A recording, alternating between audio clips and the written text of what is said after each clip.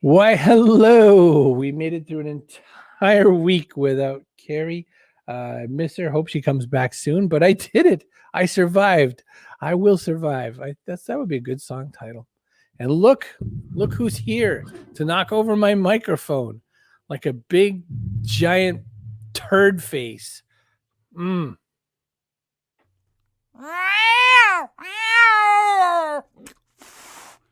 Hey, Chris, buddy. Feline invasion coming your way. Hit the floor, man. Hit the floor. Anytime someone questions the fact, do I or don't I like the cat? I don't like the cat. So let's see. Coach Woodard's here. Hi, Coach Woodard. Good to see you. Hi, Debbie Saviano from Texas and Florida. That is incredible teleportation. I want us to practice that together later. Hi, Chloe in Scotland. Hey, Chloe, I have a neighbor of yours in Yorkshire. So we're going to talk about Georgian era royalty. We're going to talk about those shows with the people with the hats. It'll be fun. Catherine Curzon joins us. So my mom, hello. And my father, hello, Kitty. I know. And she is so eager to insert herself in this show. Some bad things are going to happen. So as I said, I have so much luck. I have Catherine Curzon, who's an 18th century historian with all kinds of expertise in royalty and Georgian era life and death. I have a cat right here. And I have Yolanda Johnson-Young, who is, we're going to talk about mental health. We're going to talk about filmmaking. She made a movie about her son's suicide called Finding Elijah, and we're going to talk all about that. So there's a lot to pick up. Author Len Joy joins us today. Oh my golly, what a day it is. And there's already been one feline alert. There's guaranteed to be another because she's stuck to the side of my arm right now. Hi, everyone. Tim Kitzrow from NBA Jam and NFL Blitz, welcoming you to The Backpack Show. Your hosts, Chris Brogan, Carrie Gargone, Boom Shakalaka. Backpack Show. Beauty expert and PR wizard Jane Morehouse joins us as well. Hi, Jane. Good to see you. I'm going to do a couple quick ads so I don't forget. I'm just trying to do some now and some later. If you want the podcast version, you can get it anywhere you can hear a podcast. We're hosted on Castos, castos.com, and you can get your own hosting there if you want.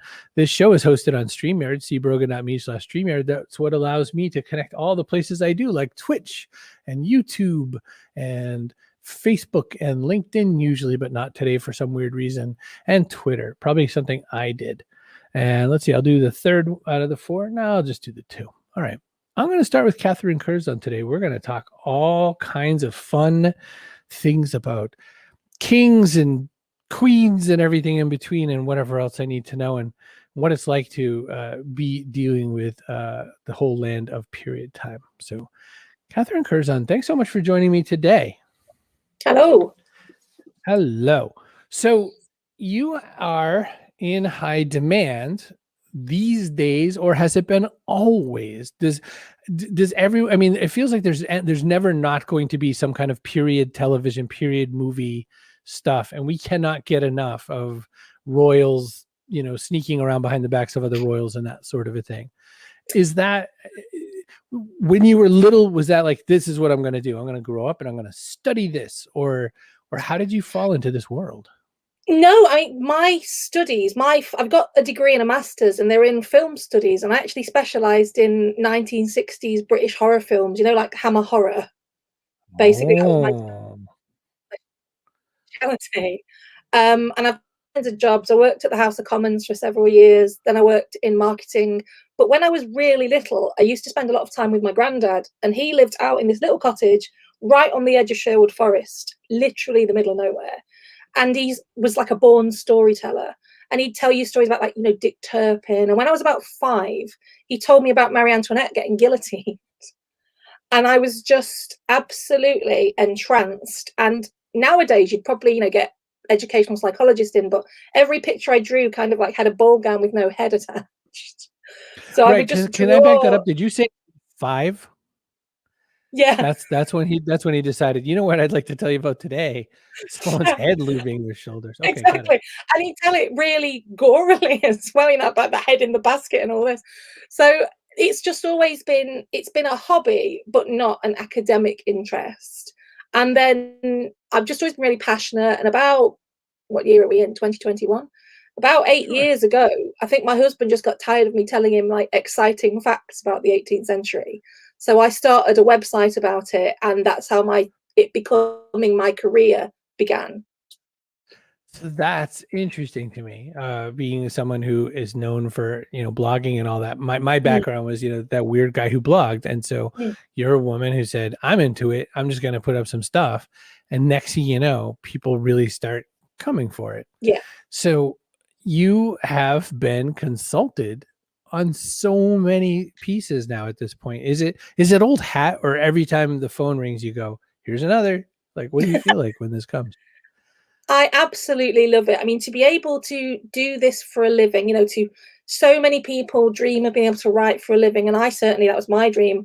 And now that's what I do. So every time the phone rings, it's something completely different. So I recently did some consultation for someone on hairstyles for the Regency era.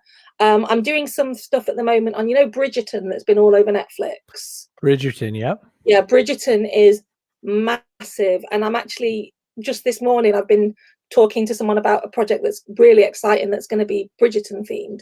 So you never know what the query is going to be. And obviously there's my play about Pride and Prejudice that's coming out in a couple of months, streaming. So it's just, I love it, because it's, even if you're working on a book, which I'm working on a book about Queen Charlotte right now, there's so many other things coming in. So you might spend the morning on the book, and then the afternoon down a rabbit hole you never would have imagined when you got out of bed that morning. So I love it. I feel so fortunate. How many of the questions are kind of big brush stuff, and how many of the questions are like, well, as you know, they all ate 2 olives a day, and no one's ever known that before, but 2 olives, they all liked 2.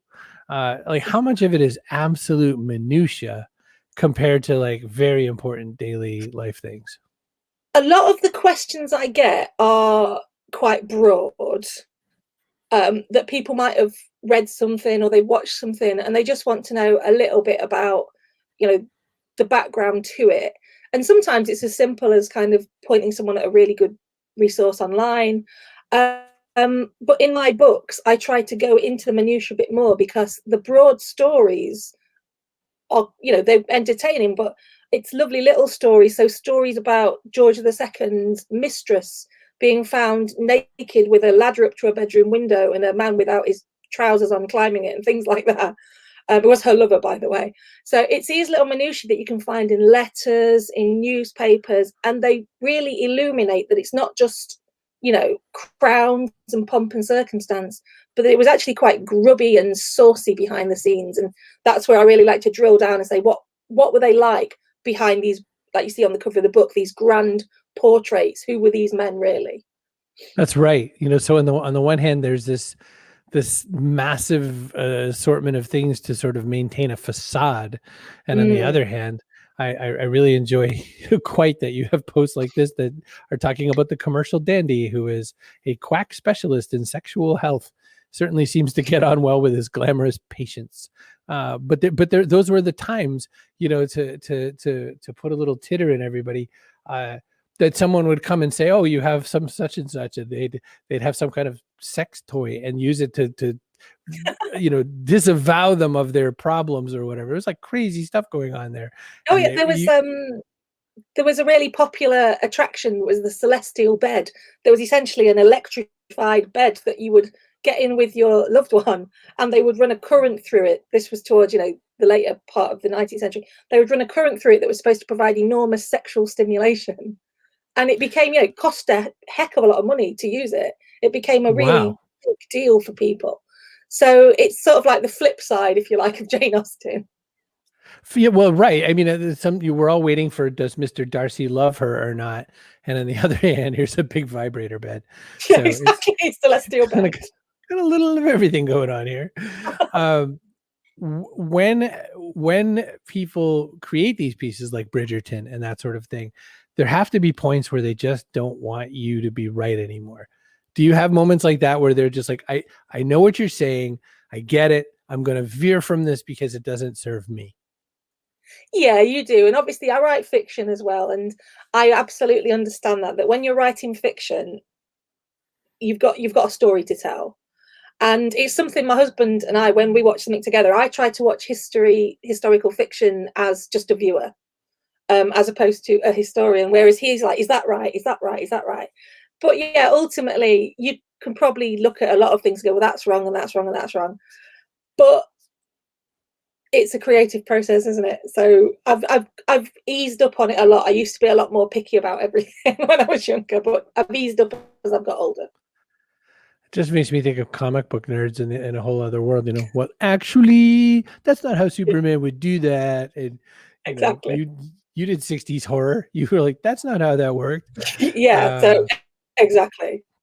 So carrying on with some of the writing going on around there, we also have, we come into the Second World War. I guess we get as high up as a Spitfire. So tell me a little bit about this project.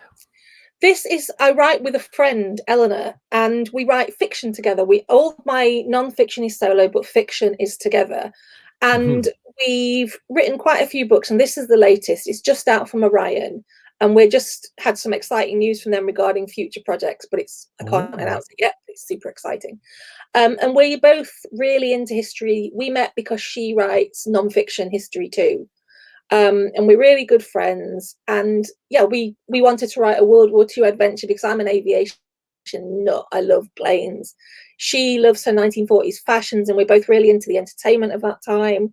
And just, when you just feel like a pull towards part of time or something that really grabs you, we're both like that about the 1940s. So yeah, we wrote this, and Orion loved it happily, and they've published it, and it's fantastic to see it out there because I'm sure it's great to have another string to your bow and to always be growing and always be able to offer something new. No question. And British aviation was really at its peak at that moment, and there was a lot to be said. I only recently watched the film Hurricane, which chronicles the Polish aviators coming to lend their hand, and they didn't quite get a good reception by the British aviators because, of course, we wanted to be very, countrymen and all, and we wouldn't want somebody from Poland helping us. But the success rate of the Polish guys was crazy. Yeah, that was amazing. They weren't exactly following, British model. So when you get to a project like a consult for a Bridgerton or something like that, I have the question, now that you have fiction on one side and you have nonfiction on the other, do you need both? Does your belly say, let's just get out of this for a minute? Kat's talking about hooray for passion collaborations. Is it great to start doing some work with Eleanor, or do you midway through go, oh, I just can't, I just have to go look up some facts instead and call these people back and then send them an invoice? How does that work? How do you kind of bridge the both of you? Well, I should say I don't consult on Bridgerton. I'm consulting about a project that's related to Bridgerton. Oh, okay. It's not an official collaboration about Bridgerton, yeah. Got it. But no, not at all, because I work on my non-fiction in the day. That's what I call my day job. And I work with Eleanor on the fiction in the evenings and at weekends. So it's like a hobby, but it's also a job, if that makes any sense. But they're very much separate. But the good thing is, because obviously we're writing fiction set in the 1940s, there's research involved in that anyway. So the skills are really complementary, which is great. We have access and we understand how to use archives and different research methods, and that informs the fiction too. But the one thing I will say is that there's times when you've done a lot of research into something, and in your first draft, it's all there on the page in the fiction. And then you end up with almost, people don't really want a Spitfire manual in the middle of their fiction. So it's that thing about killing what you have to take out the stuff that you've spent ages researching. But it's important that you know it. But you almost want to go like, I know all this. I spent ages on this. It's all sitting on a hard drive somewhere instead. Well, I feel like there's an option that you could do some of that. I mean, good old Tom Clancy seemed to explain everything in his goofy books. Like he'd explain a wristwatch if he, wanted to use eight pages. You'd be like, quit it. But I do find that fun. I find that on the one hand that you can go and look at what one needs to know for a Spitfire. I always probably want to know those anecdotal stories of like how a pilot would say, well, it always said this in the manual, but if you didn't do this, you were damned and all that.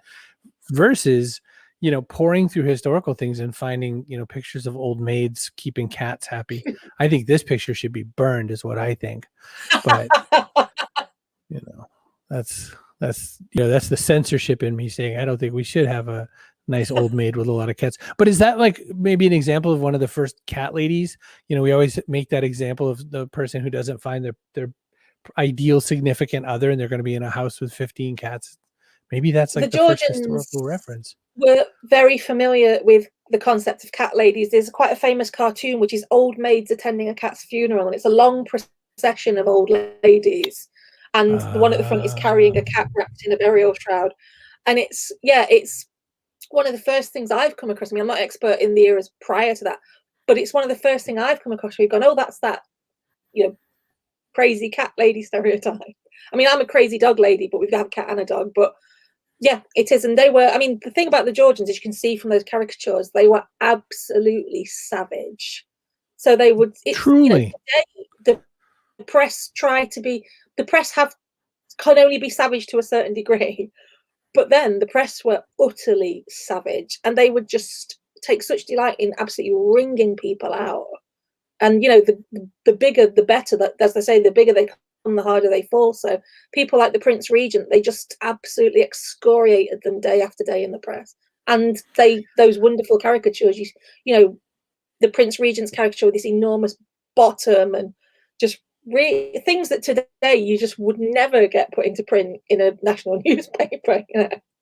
They are quite obsessed with enormous bottoms, I noticed. They really do like an enormous bottom. I was going to put out this early version of Megan the Stallion here. That's quite the rump. And I guess it's useful on rainy days. She's wearing a cork rump, which was like a false bottom that you put in your dress. A cork rump. So this is the prior to their being able to do plastic surgery on one's lower extremities. They would just throw a cork one on. Yeah, probably more useful in a way, because then they can take it off when they need to as well. Precisely. When fashions change, you can just shrink it or grab it. I'm pulling all that from madamegilflirt.com, and you most definitely need to follow Catherine on her Instagram. There's a lot of treasures stuck over there. If you're more of a Twitter person like me, you can go to Madame Gilflirt there as well. Catherine, I'm going to bring you backstage if you don't mind. We do a little bit of a panel at the end, so if you could stick around, please do. But I'm going to stick you backstage for the minute. Thanks so much for being part of it so far. Here we go. Thank you. Boop. Nope. Mid-sentence. I only do it mid-sentence. I wish I could have done it mid-drink. I'm going to grab my other new friend, Yolanda. They're learning such a lot about me today. They're learning, maybe they shouldn't have said yes. I don't know. Authors, if you haven't built a website for yourself, Catherine's already ahead of the game, but if you haven't built a website for yourself, do it really quick. pub-site.com. So easy. You can throw one together in a couple hours. It'll be just fine.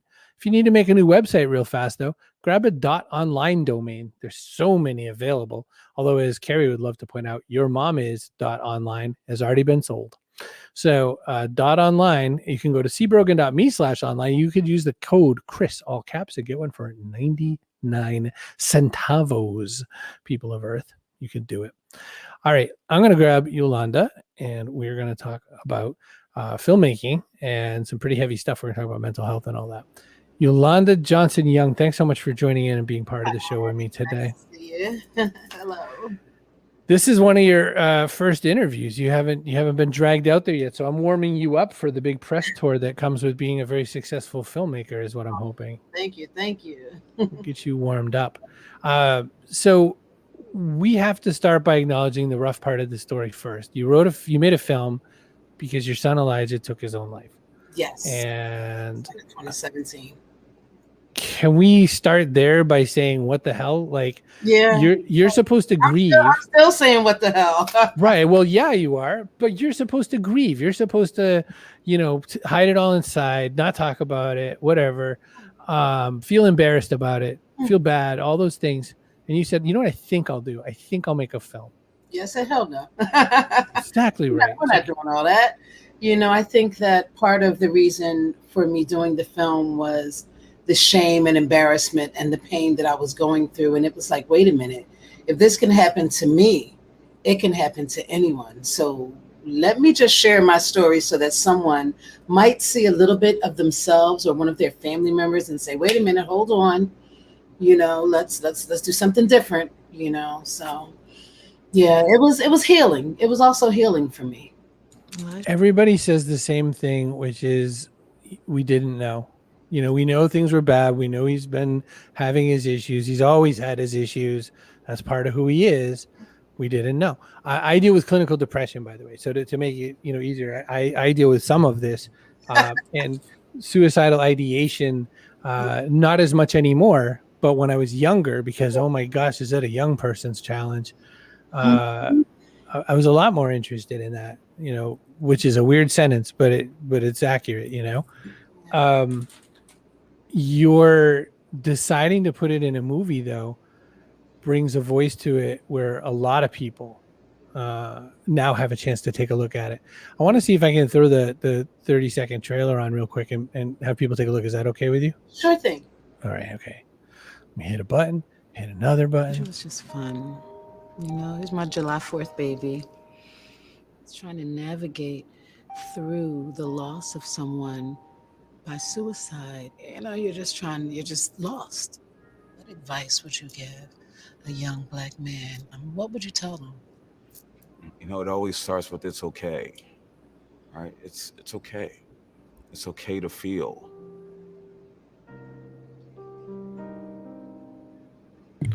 All right, so I have 8 million questions because that was like a pretty short trailer. I would have gone for a couple minutes more if I could.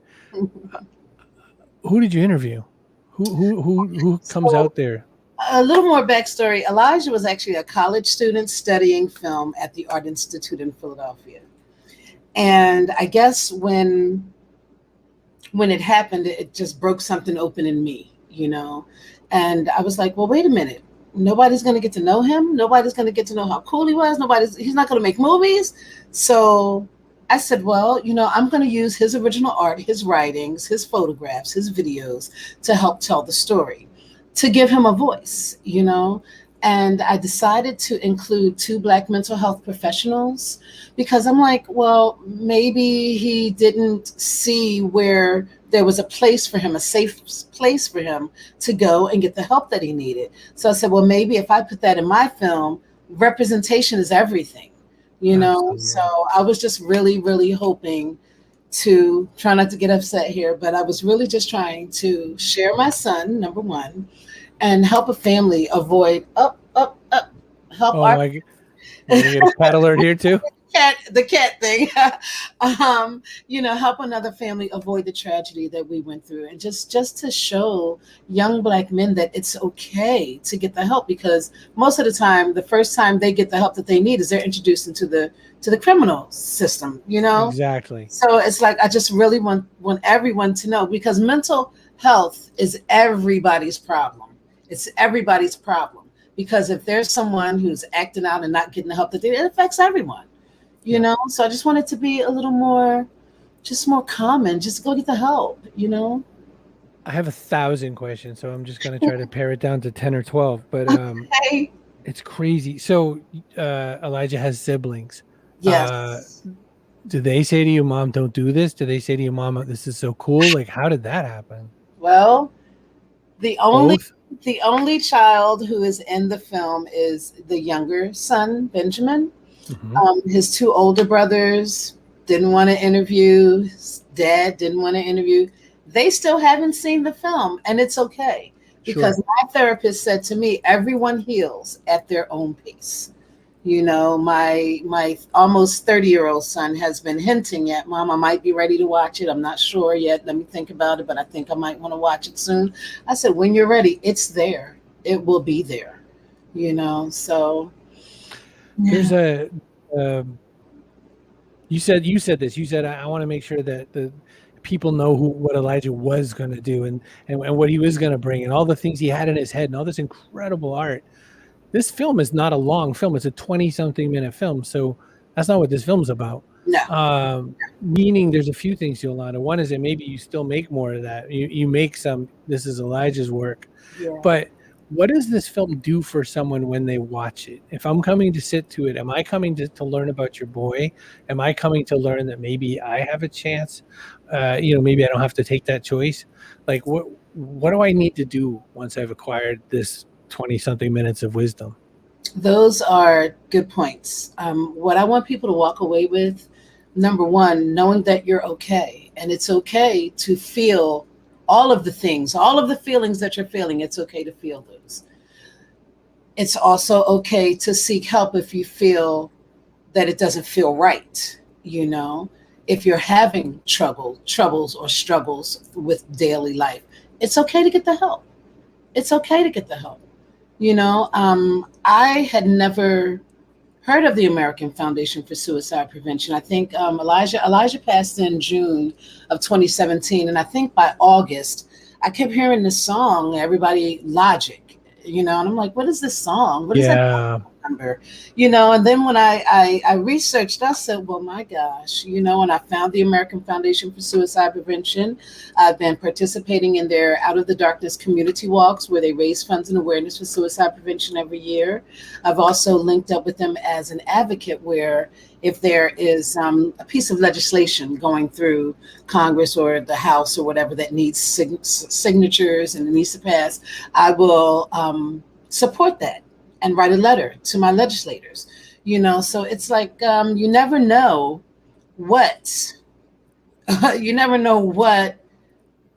how the American Foundation for Suicide Prevention can help you. You just don't wake up in the morning and say, oh, let me see what's going on their website. It's until something happens or you have that need. But it's been a wealth of knowledge for me, and it's helped me become more knowledgeable. The first thing I like to teach people is we don't say committed. We always say died by suicide. We always say died by suicide. Died by suicide. Yeah, because that committed just gives such a negative connotation to it. Yes, it is a bad thing that happened, but we don't need to further it being in that negative space by saying committed. So we try to say died by suicide. So I'm not trying to be funny when I asked this question, but took his own life. Is that also on the outs? Like, are we not supposed? Okay. That's okay. That's okay. It's just that word committed, it just brings so many negative connotations, Well, because you could be committed to a home. You could be, committed into incarceration. There's a lot of negatives. Like you said, there's so many more cases, especially if someone's a person of color, where they're going to sort this through the criminal system and not the psychological system. And that's something you're pointing out.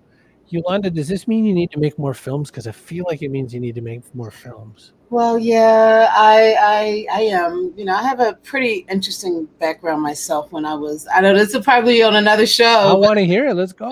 When I was 9 years old, my mom married someone in federal witness protection. So we moved from Philly to New York to New Jersey to Virginia to San Francisco, so I'm working on that now, trying to really piece that together because I hadn't spoken about it with my friends. And, I'm going back over the years and asking them, did I ever tell you? They're like, what? I'm like, I never told you. They're like, no. I'm like, see, that's part of the secrecy and isolation. I just never spoke about it. It was nothing, no reason to speak about it. But at this point, I'm digging a little bit deeper and I'm like, I'm not the only one that this happened to. So, and it's not like I can put something on Facebook or Craigslist like, hey, were you in federal witness protection? Let's make a movie. So I'll just do mine and they'll find me, as much like finding Elijah. I've come across a lot of people who have been dealing with a lot of mental things, their children, some people who've lost their children.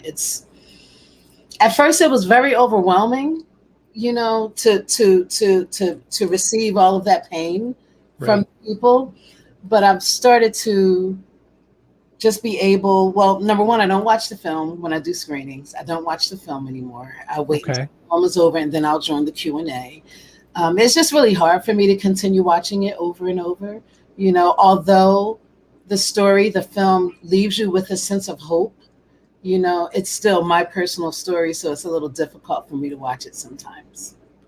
So you give screenings for groups. Is there a streaming version of this now that we're all in the land of plague? Well, right now I am just getting all of this. This film for me wasn't I'm a non-traditional filmmaker, so I didn't go through film school. Okay, you make your film, you make your money.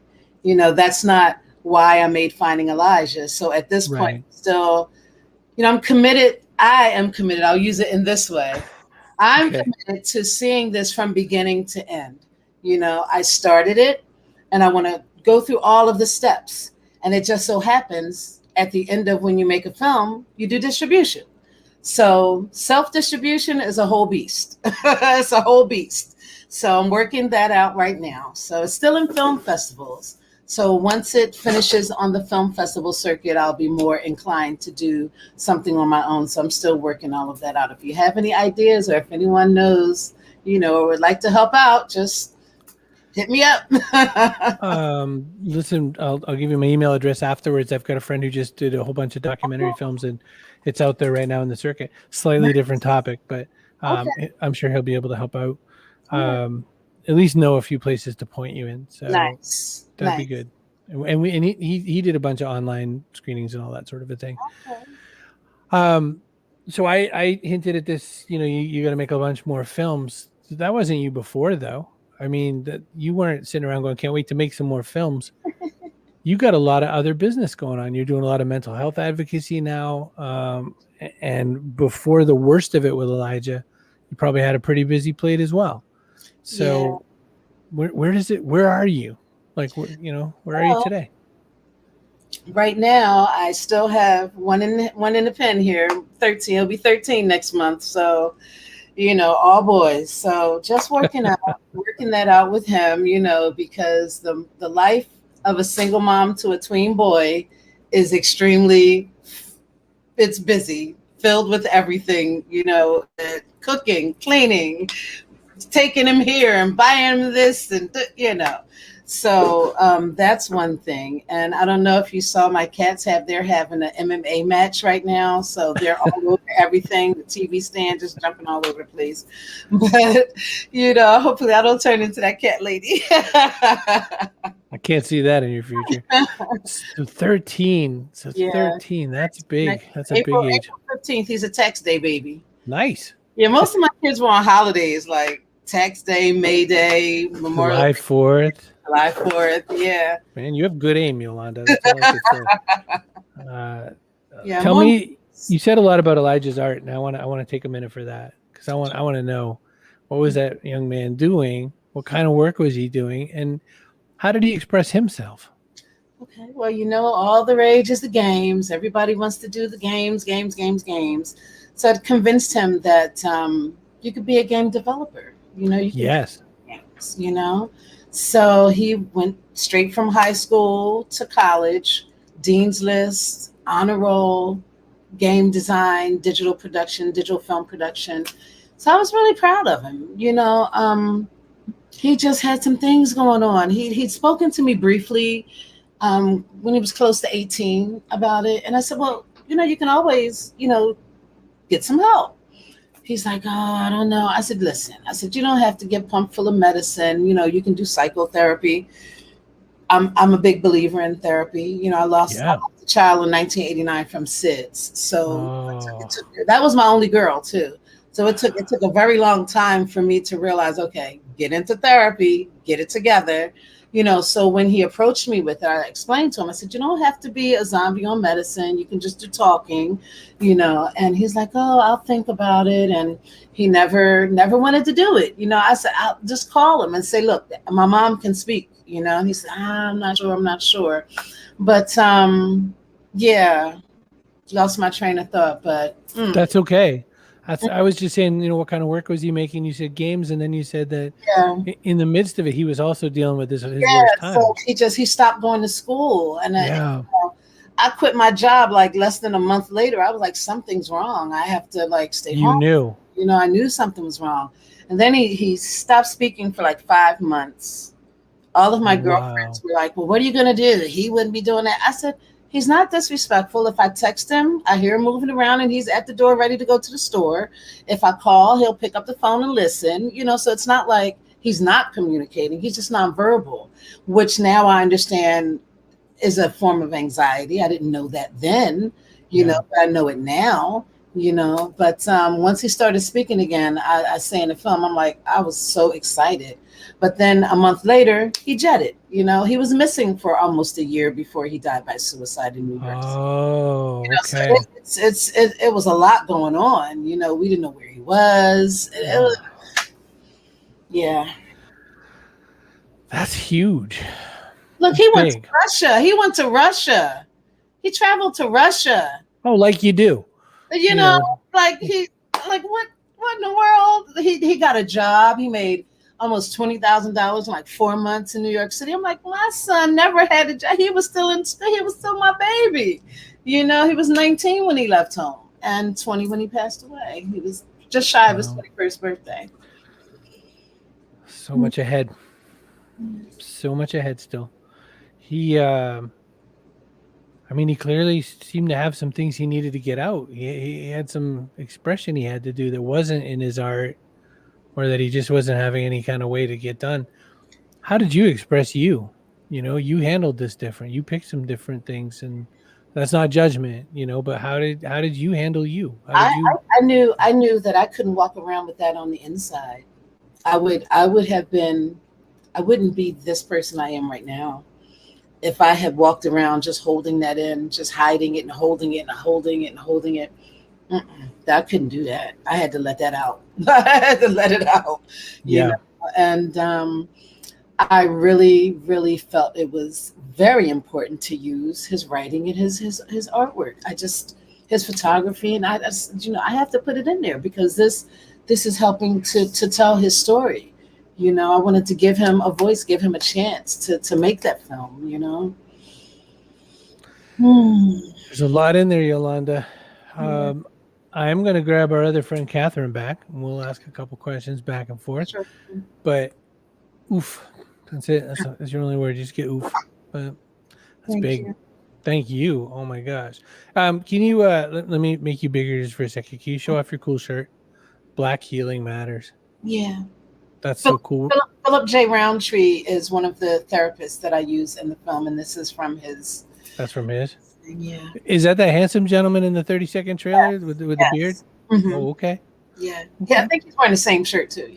Yeah. Yeah. Okay. Just checking. I noted him, but I didn't know who he was. Okay. All right. I'm going to grab Catherine real quick. Okay, cool. Hi, Catherine. Hello. So we've covered the gamut. We've covered weird Georgian people and celestial beds. That's a term I'll remember for all of my life. Right? And we've talked about some really tricky, tough stuff. You are both, though, expressing yourselves. You're both out there making words and pictures and whatever to cover your feelings, your thoughts, your desires, and your passions. How do you help people here? There's some people here who haven't worked on their project because they think it's probably dumb. Their project's dumb. No one's going to pay attention. What do you say, Catherine? Start with you. It's never dumb. I feel so strongly about it. Just listen to Yolanda speaking about her film and her son. It's such a, whatever your thing is, whether it's something like that or something completely fictional, it's such a pure expression of you and something inside of you. And I'm sure we've all had through life that moment where you think no one's going to care about this. This is people are going to laugh or they're going to go, no. And if people do that, there are some people out there that are just that way, but it's such a pure expression.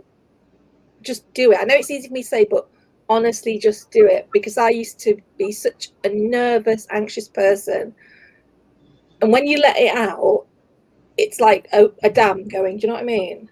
Yep. Yeah. Yeah.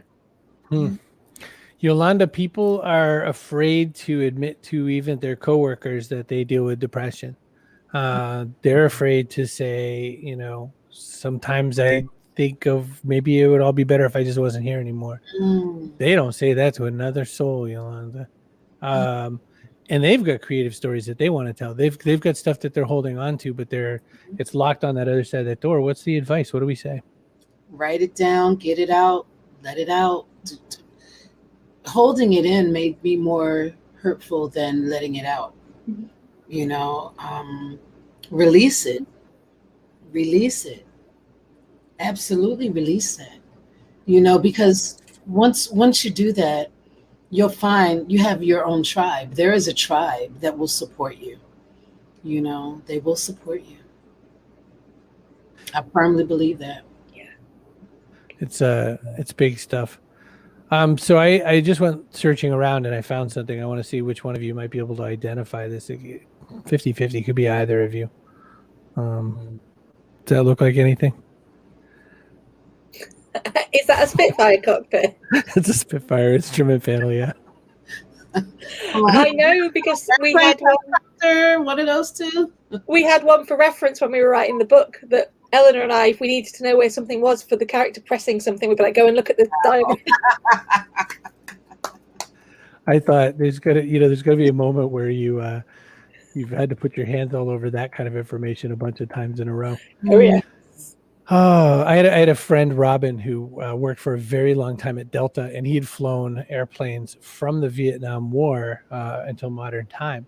And he gave me the one and only piece of advice I had in an airplane, because we all see the movies that like any old person can wander into the cockpit and land the plane, which is such bullocks, but that's what we're told. He said, here's my best advice I give all my pilots. If the button looks really worn down, then that is an important button and you should use it. If the button's shiny and it looks like it came out of the box, don't touch it ever. Seems like a good thing in life.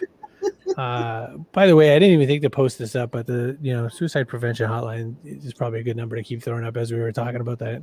So way after the fact, if someone's still here and wants to even get a phone call in and talk to people, I've called. It's different than what you think, but it sure is helpful. So people are there to help. All right, I have one last question that we asked. I realized I didn't ask you this stuff ahead of time. I don't think I told you anything about the end of the show. I was just too much into learning about you and and enjoying you both. So you don't like the whole ending of this show is like a mystery to you. So we have one question we ask every single guest. So everybody from Sir Mix-a-Lot, who is a royalty, so Catherine should know him. To 5-time world beatboxing champion Butterscotch. What goes in your backpack? Now your backpack is the world is shifting. Everything's crazy. We don't know what's next. You can't take everything with you, but you could take either one physical or one metaphorical thing. So physical could be an avocado, or metaphorical, it could be resilience or hope or something like that. So you can put just one thing in there. Yolanda Johnson-Young, I'll go with you first. What goes in the backpack? It's definitely hope goes in the backpack. Hope it is. Hope goes in my backpack. I think that's a big one. That's a big one. Catherine Curzon, it could be anything. What goes in that backpack? Well, you already said it, but I made a note so I didn't forget before you said it. It's resilience. Yes. I thought about humility, generosity, but I think they're things, compassion, we should all have those anyway. Whereas resilience is I think it's a hard one to get sometimes. I think it's a deal. Debbie from Women's Leadership Live says, amazing women, Yolanda and Catherine. It's an honor to meet you both here via my old stupid head. I realized that also I didn't do another part of the show that I do every single week. Man, Carrie's just going to smack me around for not having this all handled. Hang on. Oh, and here's our person of the day. Kaboom! So for person of the day, I think I'm going to go with Catch Matt, whoever that is. That's my ex-wife who tunes into the show and is wonderful, and is an incredible mental health advocate as well. So does some incredible stuff. So, and see, here's her comment. Hope and resilience are a great combo to move forward. So there you go. Person of the day. That entitles you to one free apple. You just have to go to the store and buy it yourself. Those are pretty good. And then I forgot to tell you that the historical way that we end the show is we talk all about my grandmother. My grandmother did watch a lot of those kind of royalty-based shows back in the way old days, back when they were still like real time. My grandmother watched them in the Georgian era. So she found that some of her neighbors were in them, and so she might as well keep them. And no, she did love that sort of a thing. And I think she was a very strong woman in her own right, and someone who's really into mental health advocacy for sure. So I'll put that one out to her.